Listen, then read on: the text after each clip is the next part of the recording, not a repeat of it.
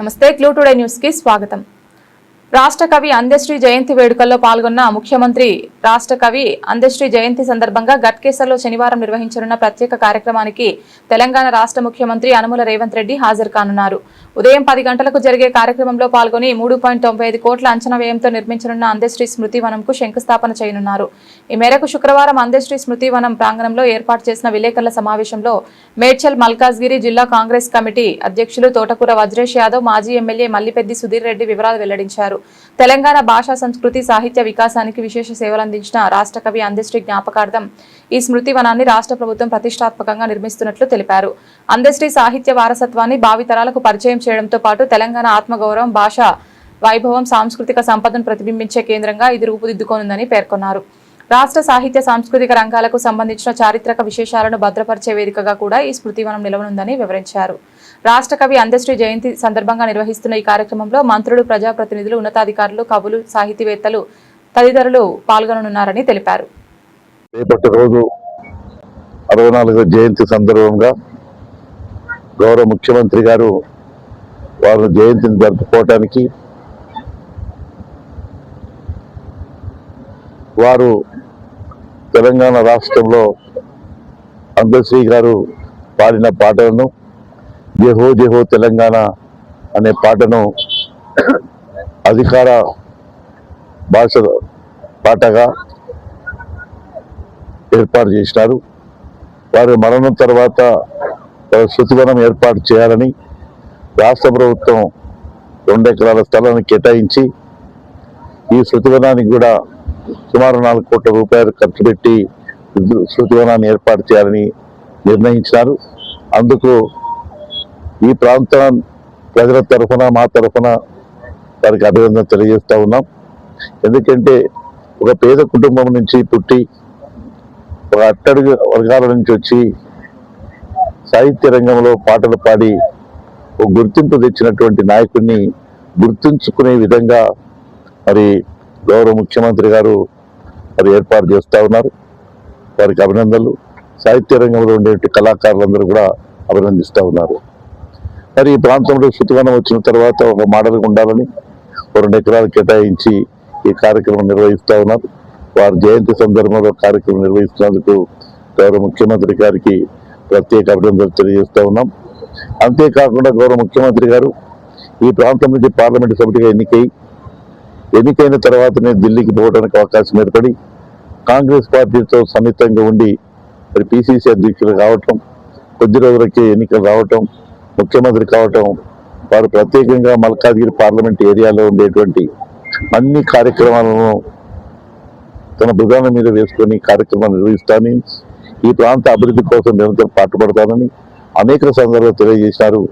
వారికి ఈ సందర్భంలో రేపట్ల జయంతి అంటే పండుగ వాతావరణం ఉంటుంది కాబట్టి మరి రేపు మా ప్రాంతంలో అభివృద్ధి కార్యక్రమాలను కూడా వారు ప్రకటిస్తే బాగుంటుందని, ప్రధానమైనటువంటిది ఇక్కడ కాలేజీ లేదు, ఇక్కడ గురుకుల పాఠశాలలో విశాలమైన స్థలం ఉంది। గతంలో ముఖ్యమంత్రులు కూడా మాట్లాడుతూ చేస్తామన్నారు। మరి టీఆర్ఎస్ గవర్నమెంట్లో ఉన్నప్పుడు నేను కూడా ఎమ్మెల్యేగా ఉన్నప్పుడు చంద్రశేఖరరావు గారు ముఖ్యమంత్రిగా నారపల్లికి వచ్చినప్పుడు ప్రకటించినారు, కానీ తర్వాత కడెం సిఆర్ గారు ఎడ్యుకేషన్ మినిస్టర్గా ఫైల్ మాత్రం పథకం పెట్టలేక అది అట్లనే ఉండిపోయింది। కాబట్టి ఇప్పటికైనా గౌరవ ముఖ్యమంత్రి గారు ఎన్నో సందర్భాల్లో ఈ ప్రాంతంలో అభివృద్ధి చేయాలనుకున్నారు।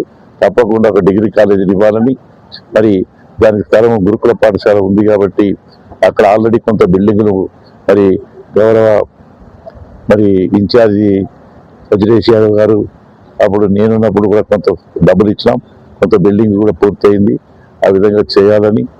అంతేకాకుండా ప్రధానమైనటువంటి ఇక్కడ హాస్పిటల్ ఇదివరకు 50 పడకల హాస్పిటల్ ఉంది, దాన్ని 100 పడకల హాస్పిటల్కి అప్గ్రేడ్ చేయాలనుకున్నప్పటికీ గత ప్రభుత్వంలో సాధ్యం కాలేదు కాబట్టి ఇక్కడ ఉండేటువంటి స్థలం ఏదైతే ల్యాండ్ ఎక్విజిషన్ చేసినటువంటి రింగ్ రోడ్ అవసరాల కోసం ల్యాండ్ ఎక్విజిషన్ స్థలంలో మల్టిపుల్ కాంప్లెక్స్లు కడతామని, ఇది హోటల్ కడతామని దేనికో స్థలాన్ని అయితే ఉంచుకున్నారు।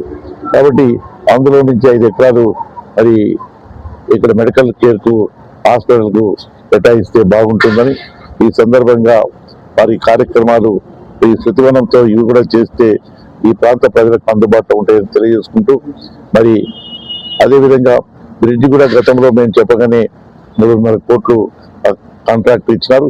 ఇంకా కూడా కొంత పూర్తి చేయాల్సిన అవసరం ఉంది. ఆర్ఎన్బి మినిస్టర్ గారు వస్తుండొచ్చు.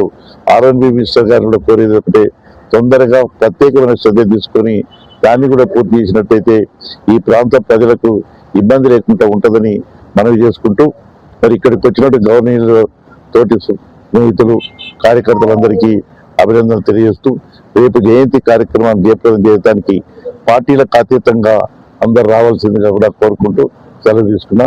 జై తెలంగాణ.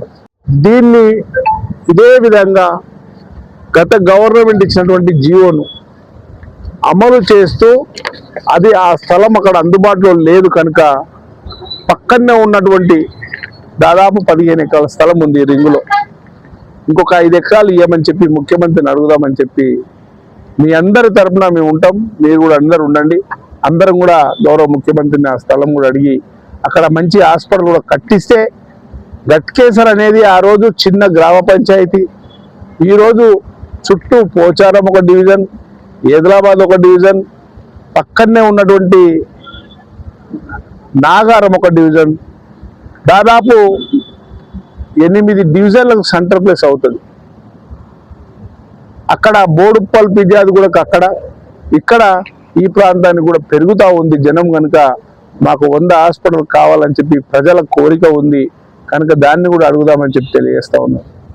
దానితో పాటు ఇక చాలా 30 సంవత్సరాల నుంచి మా మిత్రులందరూ కొట్లాడుతా పాపం మా లక్ష్మణ్ అయితే ముసలాడు అయిపోయాడు, చేతన అయితే లేదు. లక్ష్మారెడ్డి గారు కాంగ్రెస్ ప్రభుత్వంలో ఉన్ననాడు ఫ్లైఓవర్ పెడితే అది ఇప్పటివరకు ఆగిపోయింది. మొన్ననే గౌరవ ముఖ్యమంత్రి గారి దృష్టికి తీసుకెళ్ళాం. 3.5 కోట్లు కూడా ఇవ్వడం జరిగింది. అది కూడా అతి తొందరగా కూడా కంప్లీట్ చేయించాలని చెప్పి ముఖ్యమంత్రి గారిని కోరుదాం. ఈ 3 సమస్యలతో పాటు అందశ్రీ అనేట ఆయన ఒక కవి, ఆయన రాసిన పాట ఈ రాష్ట్రం రావడానికి, ఈ రాష్ట్రము తెలంగాణ ఏర్పడడానికి సహకరించింది కనుక ఈ అందశ్రీ జయంతి సందర్భంగా గౌరవ ముఖ్యమంత్రి గారు కూడా ఈ ప్రాంతానికి వస్తున్నందుకు మనమందరం కూడా పెద్ద ఎత్తున ఈ కార్యక్రమాన్ని విజయవంతం చేయాల్సిందిగా అందరినీ కోరుతూ, దానితో పాటు మన సమస్యలు కూడా చెప్పుకునే అవకాశం ముఖ్యమంత్రి గారిని అడుగుతాం. ఖచ్చితంగా ఇప్పుడు గౌరవ ముఖ్యమంత్రి గారి దగ్గరికి నేను, మాజీ ఎమ్మెల్యే సుధీరణ గారు, మహేష్ గౌడ్ గారు ఒక 5-6 మందిని కలిసి పోయి ఆయనకు ఆలోచన ఉంటే అక్కడనే చెప్తాం. ఒకవేళ వీలు పడకపోతే ఈయన కూడా చెప్పడానికి ప్రయత్నం చేస్తాం.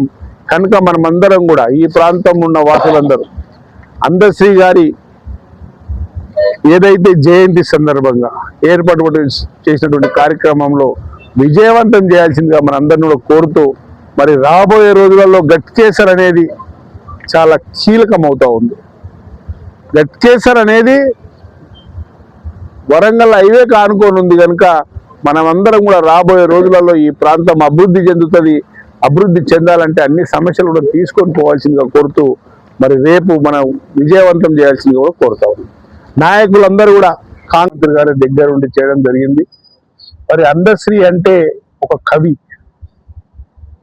తెలంగాణ రాష్ట్రం రావడానికి తెలంగాణలో పెద్ద ఎత్తున ఇక్కడ ఉన్నటువంటి తెలంగాణ ప్రాంతవాసులందరికీ కూడా తెలంగాణ వాదాన్ని వినిపించినటువంటి వ్యక్తి. అలాంటి వ్యక్తికి ఇక్కడ ఒక స్థూపం కట్టాలి, అదేవిధంగా ఆయన జ్ఞాపకార్థం మంచి శృతివనం కట్టాలని గౌరవ ముఖ్యమంత్రి గారు తీసుకున్నటువంటి నిర్ణయాన్ని స్వాగతిస్తూ, రేపు ఉదయము ముఖ్యమంత్రి గారు వస్తూ ఉన్నారు. ఈ కళాకారుల ప్రోగ్రాము మరి అందరం కూడా మన కార్యకర్తలు పెద్ద ఎత్తున ఈ ప్రాంతంలో ఉన్నటువంటి నాయకులందరూ కూడా హాజరై గౌరవ ముఖ్యమంత్రి గారికి మన సమస్యలు కూడా పార్టీకి అతీతంగా ముఖ్యమంత్రి గారు వచ్చినప్పుడు మనమందరం కూడా పార్టీలకు అతీతంగా మన ప్రాంతం అంతా కూడా అభివృద్ధి చేసుకోవాల్సిన అవసరం ఉంది. గట్కేసర్ అంటే ఒక చరిత్ర ఉంది.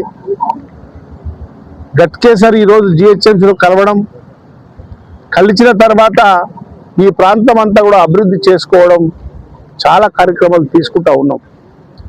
తీసుకున్నప్పటికీ ఇంకా కూడా చాలా సమస్యలు ఉన్నాయి. ఈ ప్రాంతంలో ఉన్నటువంటి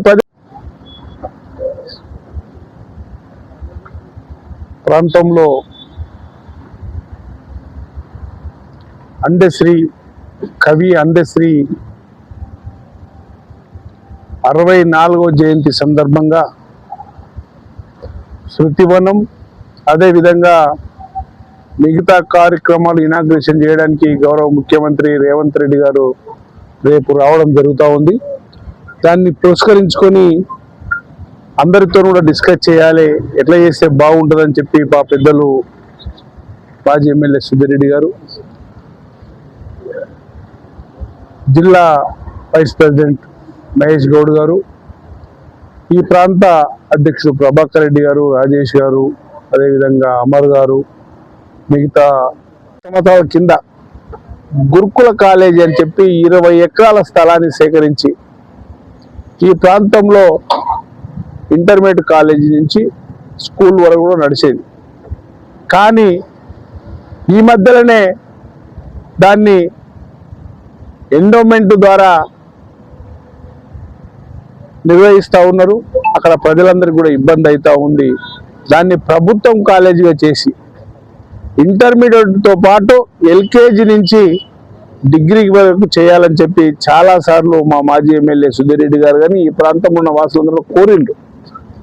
గత ప్రభుత్వాలు చేస్తామని చెప్పి కూడా చేయలేనటువంటి విషయం ఉండే, అది చేయమని ముఖ్యమంత్రిని కూడా అడుగుదాం అందరం కలిసి. దానితో పాటు గతంలో తెలుగుదేశం పార్టీ అధికారంలో ఉన్నప్పుడు ఎన్టీ రామారావు వచ్చినప్పుడు మండల వ్యవస్థ వచ్చింది. ఆనాడు 30 పడకల హాస్పిటల్ ఉండేది. 30 పడకల హాస్పిటల్ పోయి ఈరోజు 50 పడకల హాస్పిటల్ అయింది. మరి దాన్ని 100 పడకల హాస్పిటల్కు పెంచుతూ గత ప్రభుత్వము కొండాపూర్లో 2 ఎకరాల స్థలం ఇవ్వడం జరిగింది. కానీ జీవో ఇచ్చింది కానీ అది ఇంప్లిమెంట్ కాలే. మరి అక్కడ మనకు అందుబాటులో లేదు కనుక గౌరవ ముఖ్యమంత్రిని చాలాసార్లు ఇంతకుముందు కూడా అడిగినాం. ఇప్పుడు కూడా 28/2/23 ఆ రోజు వీళ్ళొక ఆర్డర్ కాపీ ఇవ్వడం జరిగింది.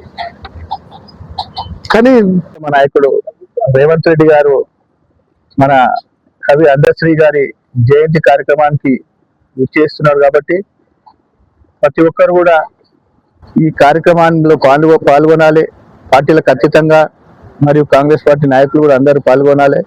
ఆయన స్మృతి వనం నిర్మించుకోవడానికి ప్రభుత్వం నుంచి 4 కోట్ల పైసలకు అమౌంట్ 4 కోట్ల రూపాయలు శాంక్షన్ అయినాయి కాబట్టి అతని జ్ఞాపకానికి అతనికి చూపించే ఇంట్రెస్ట్ ముఖ్యమంత్రి గారు ఏ కవి కళాకారుడు కూడా ఏ ముఖ్యమంత్రి కూడా చూపించని విధంగా ఈనాడు రాష్ట్ర ముఖ్యమంత్రి గారు రాష్ట్ర మంత్రివర్గం కూడా అందరూ తీసుకొని, అలాగే ఇక్కడ ఉన్న మన పెద్దలు జిల్లా కాంగ్రెస్ అధ్యక్షుడు వజ్రేశన్న గారు కానీ సుధిరెడ్డి అన్న కానీ ఇంకా మిగతా పెద్దలందరూ అడ్లూరు లక్ష్మణ్ గారికి విన్నపం చేయడం జరిగింది.